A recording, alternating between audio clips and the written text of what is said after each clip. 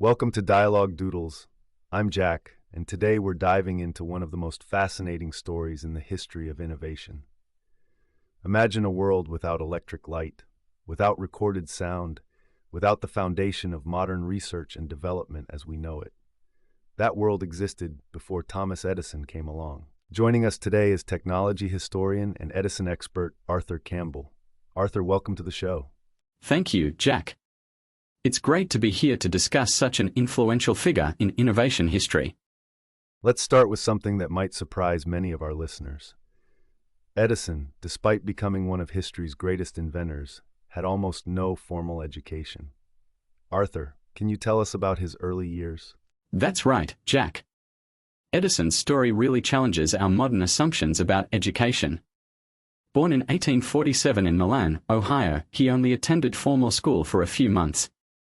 But what's fascinating is how his mother, Nancy, stepped in and became his primary educator. That's interesting. How did that shape his approach to learning? Well, his mother's approach was quite revolutionary for that time. Instead of forcing traditional lessons, she encouraged his natural curiosity and provided him with books on diverse subjects.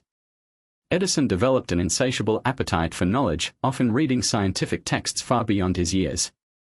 I understand he also started showing his entrepreneurial spirit quite early. Absolutely. By age 12, he was already running his own business selling newspapers on trains between Port Huron and Detroit. But here's what's really remarkable: he didn't just sell newspapers. He set up a small laboratory in a baggage car where he could conduct experiments between sales. That's fascinating. A laboratory in a train car. What kind of experiments was he conducting there? He was primarily experimenting with chemical reactions and electrical devices.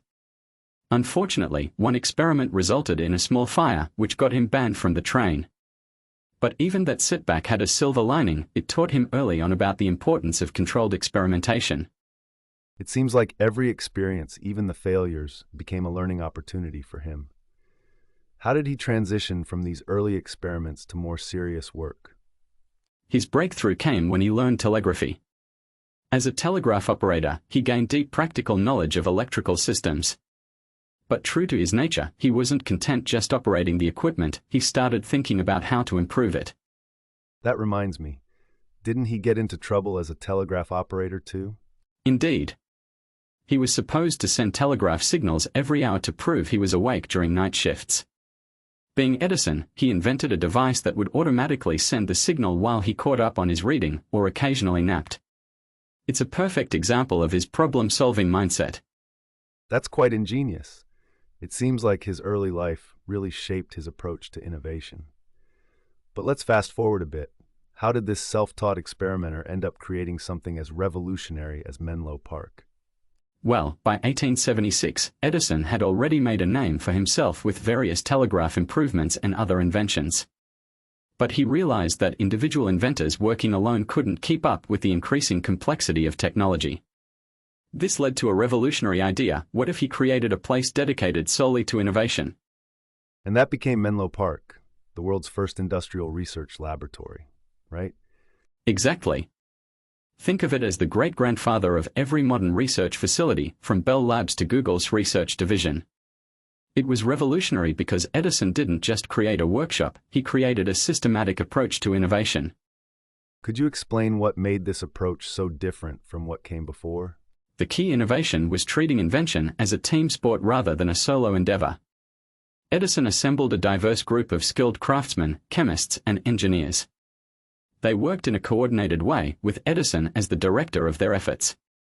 It was like an invention factory where ideas could be systematically developed, tested, and refined. So what was the first major breakthrough that came out of this new systematic approach at Menlo Park? The phonograph in 1877 was the first truly groundbreaking invention to emerge from Menlo Park. It was so revolutionary that it earned Edison the nickname the Wizard of Menlo Park. People simply couldn't believe that a machine could capture and replay sound. I imagine that success validated his new approach to innovation. Absolutely.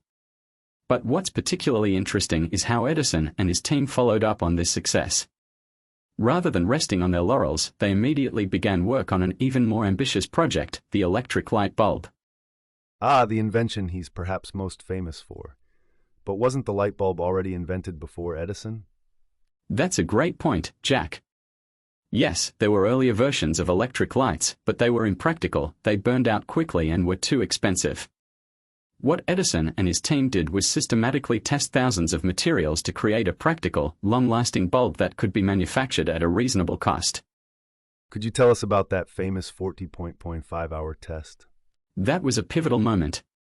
After testing over 6,000 plant materials for the perfect filament, they finally had a breakthrough with carbonized bamboo. The team worked in shifts, watching this single bulb burn for 14.5 hours straight. It was more than just a technical achievement, it was proof that electric light could be practical for everyday use. What strikes me is how Edison seemed to think beyond just the invention itself. He wasn't just creating a light bulb, was he? Exactly right. Edison understood that the bulb was just one part of a larger system. He simultaneously developed everything needed to make electric light commercially viable, from generators to wiring systems to meters for measuring electricity usage. This is where we start to see Edison the inventor transforming into Edison the business strategist. That's a fascinating transition. How did this shift in thinking affect his approach to innovation in business? Well, Edison began to realize that protecting his innovations was just as important as creating them. He became incredibly strategic about patents, filing them not just for finished products, but for every step in the manufacturing process. This laid the groundwork for his later business empire. Speaking of patents, I understand Edison became quite aggressive in defending them. What drove this approach? Edison's aggressive patent strategy came from his belief that innovation needed to be protected to be profitable. But it went beyond just defending his own work. He began using patents as a tool for market control, particularly in the motion picture industry. The famous Edison Trust, right? How did that work? Yes, in 1908, Edison formed the motion picture patents company, nicknamed the Edison Trust. It was essentially a patent pool that controlled every aspect of filmmaking, from cameras to film stock to distribution. If you wanted to make or show movies in America, you had to get Edison's permission. That sounds incredibly powerful. How did the industry respond? Initially, it gave Edison enormous control, but it also had unexpected consequences. Many independent filmmakers fled to California, specifically to Hollywood, where they were far from Edison's patent enforcers. Ironically, Edison's attempt to control the industry actually helped create the Hollywood we know today. So his very success in patent enforcement might have ultimately worked against him. Exactly. And this pattern of unintended consequences played out in other ventures too. Edison was brilliant at innovation but sometimes missed how market dynamics would evolve. His concrete house project is a perfect example of this. I'm not familiar with that one. What was the concrete house project? Edison had this ambitious idea to revolutionize housing by creating single-pour concrete homes. He developed special molds that could create an entire house, including furniture, in just a few days. Technically, it was ingenious, but practically, it was a complete failure. What went wrong? The molds were extremely expensive, consumers didn't want identical concrete houses, and contractors weren't interested in a system that would fundamentally change their business model. It's a classic example of a technically brilliant solution that didn't account for market realities. It's fascinating how Edison, who had such success reading the market with electric light, could miscalculate in other areas. Did he have other notable failures? One of his biggest was the iron ore separation project in Ogdensburg. Edison spent millions of dollars and nearly a decade trying to develop a method to extract iron from low-grade ore. The technology worked, but by the time he perfected it, new high-grade ore deposits had been discovered in Minnesota, making his process economically unviable. How did Edison handle these failures? Did they change his approach to innovation? Edison had a remarkably resilient attitude toward failure. He famously said, "I have not failed 10,000 times. I have successfully found 10,000 ways that will not work." This wasn't just a clever quote, it reflected his genuine approach to innovation. But surely losing millions on projects like the ore separation venture must have been difficult to handle. Oh, absolutely. The ore project nearly bankrupted him. But what's fascinating is how he immediately pivoted. He used the crushing and conveying technology developed for ore separation to enter the cement business. Edison Portland Cement Company actually supplied cement for the original Yankee Stadium construction. That's incredible. Finding opportunity in failure. Did this pattern of learning from failures apply to his other ventures as well? Consistently. Take his work on storage batteries. The initial versions were problematic, but Edison kept refining them for nearly a decade. The final product wasn't what he originally envisioned. It didn't revolutionize electric vehicles as he hoped, but it found successful application in industrial equipment and railroad signals. It sounds like there's a lesson here about the unpredictability of innovation. Exactly. Edison's career shows us that even the greatest inventors can't perfectly predict how their innovations will be used. The phonograph, for instance, Edison thought it would be mainly used for business dictation, but it became an entertainment device instead. Looking at Edison's overall career, what do you think are the key lessons for modern innovators and entrepreneurs? I'd highlight three main lessons. First, systematic innovation. Edison showed that creativity can be methodical. Second, market understanding. Technical brilliance alone isn't enough. And third, resilience. The ability to learn from failures and adapt is crucial. How do you think Edison would view today's innovation landscape, the rapid pace of technology, the startup culture? I think he'd be fascinated by the tools available to modern innovators, but he'd probably argue that the fundamental principles haven't changed.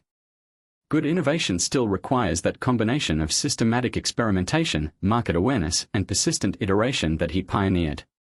And what about his approach to patents and intellectual property? How does that translate to today's environment? That's particularly relevant today. Edison's aggressive patent strategy has modern parallels in tech industry patent wars. But his story also shows the potential downsides, how too much control can sometimes stifle innovation and create unintended consequences. As we wrap up, what would you say is Edison's most enduring legacy? Beyond his specific inventions, I think it's his systematization of innovation. Before Edison, invention was seen as a solitary, almost mysterious process.